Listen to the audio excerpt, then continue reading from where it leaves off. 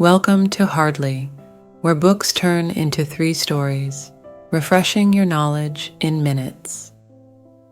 Today, we study together Mia Nosanow's book, The College Student's Guide to Mental Health, Essential Wellness Strategies for Flourishing in College, in which we probe into navigating college life with resilience, a holistic approach to mental wellness, through practical self-care, identity awareness, and emotional intelligence. Mia Nosanow, Massachusetts, LP, is a licensed psychologist and longtime therapist who specializes in college mental health. Don't go away.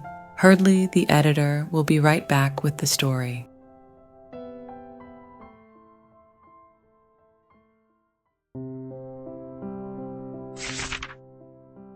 Today, we dive into 3 stories that vividly illustrate the challenges and strategies surrounding mental wellness in college.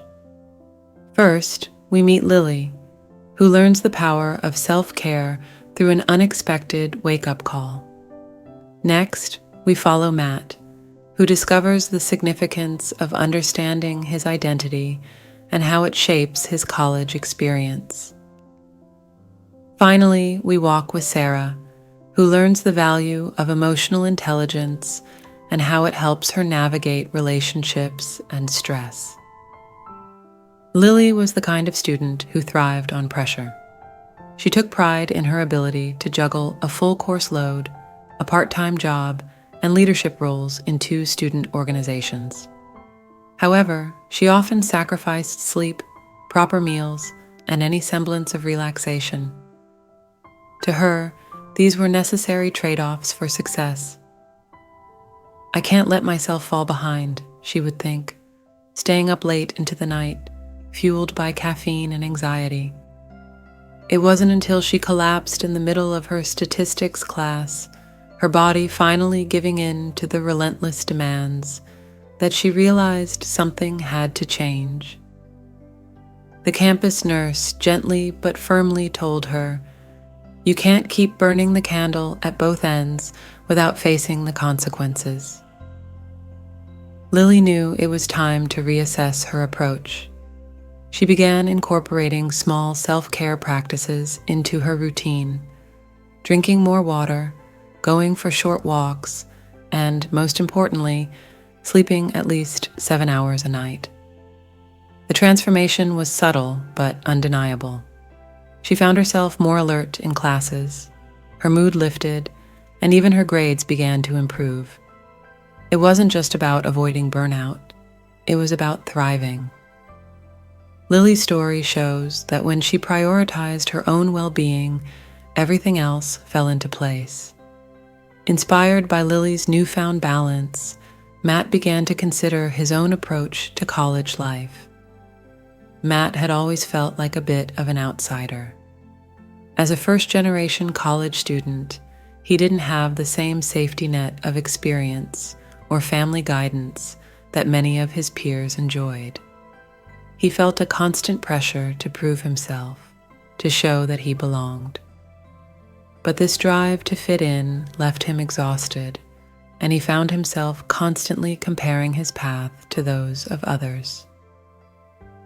One day, during a particularly challenging week of exams and self-doubt, he stumbled upon a discussion group focused on identity and self-awareness. There, he met others who shared their stories of feeling out of place and learned about the concept of self-compassion, being kind to oneself instead of harshly judgmental. "We all have unique backgrounds," one of the facilitators mentioned. "What's important is to understand and embrace our own stories." For Matt, this was a revelation. He began journaling about his experiences, reflecting on his journey, and recognizing the value he brought to his college community. Instead of hiding his background, he started to share it, finding solidarity with others who had similar experiences. This self-acceptance gave him the confidence to engage more fully in his classes and social activities. he no longer felt the need to compare his journey with others. Matt's new understanding of his identity allowed him to stop merely surviving and start truly living his college experience. Sarah's story intersects with Matt's journey at a pivotal point. Matt had shared his experiences of self-discovery during a late-night dorm conversation, which struck a chord with Sarah. She was struggling with her own emotional turmoil. A high achiever, Sarah often felt overwhelmed by her responsibilities and the constant pressure to perform. Yet, her biggest challenge wasn't the external pressure. It was her internal dialogue.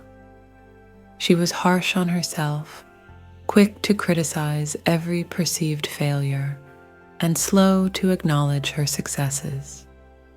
She felt disconnected from her friends, believing they wouldn't understand or might even judge her for her insecurities. Sarah began exploring the concept of emotional intelligence, which she learned about in a workshop on campus. Emotional intelligence, she discovered, is not just about being smart with your feelings, but also about understanding the emotions of others and how they impact relationships. She started practicing mindfulness techniques to become more aware of her emotions as they arose, without immediate judgment. This practice was difficult at first, especially when faced with the familiar feelings of inadequacy. But over time, she began to notice a shift. By recognizing her feelings without immediately acting on them or spiraling into negativity, Sarah found she could respond more thoughtfully to stressful situations. One day, after a particularly tough exam, she felt the familiar rise of panic and self-criticism. Instead of letting it consume her, she paused, took a deep breath, and acknowledged her feelings of disappointment and fear. She then reached out to a friend, not for validation, but to simply share how she was feeling. To her surprise, her friend had similar experiences, and they found comfort in their shared vulnerability. This marked the beginning of a deeper, more authentic connection. Through practicing emotional intelligence, Sarah not only learned to manage her own emotions, but also to navigate her relationships with more empathy and understanding. These three stories, Lily's journey toward self-care, Matt's path to self-acceptance, and Sarah's development of emotional intelligence, are deeply interconnected. Lily's realization that self-care is fundamental set the stage for Matt's exploration of identity. Matt's story, in turn, opened the door for Sarah to consider how emotional awareness could improve her life. Each of these students faced different challenges, yet their experiences reveal a common truth. Thriving in college is about more than academic achievement. It's about building a resilient self that can handle the ups and downs of life with grace and strength.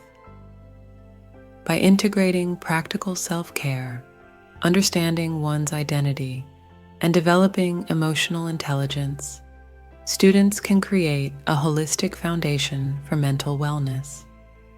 This approach not only supports them through the immediate stresses of college, but also prepares them for the complexities of life beyond graduation. As the editor of Hardly, through understanding these stories, we can see that future success lies in nurturing our inner resilience, not just our external achievements.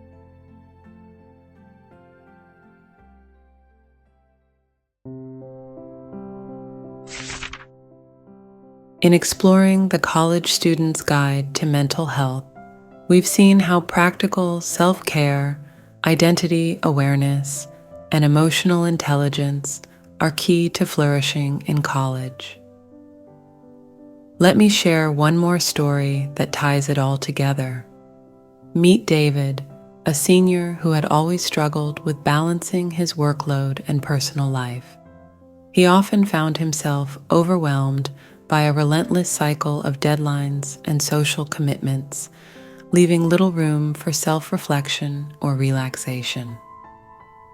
One day, after missing a crucial deadline due to sheer exhaustion, David attended a mindfulness workshop on campus. He learned a simple yet profound practice, taking 5 minutes each day to sit quietly and just breathe. This small act became his anchor. It felt silly at first, he admitted, but those 5 minutes of breathing gave me the space to think clearly and prioritize what really mattered. Over time, David noticed he was not only less stressed, but also more present and engaged in his studies and friendships. This shift didn't happen overnight, but it underscored the book's point that building resilience starts with small, intentional steps. Through these stories, it's evident that a holistic approach to mental wellness, combining self-care, understanding one's identity, and cultivating emotional intelligence, offers a sustainable path to success, not just in college, but beyond. Each story serves as a reminder that true flourishing comes from within, from nurturing both mind and heart.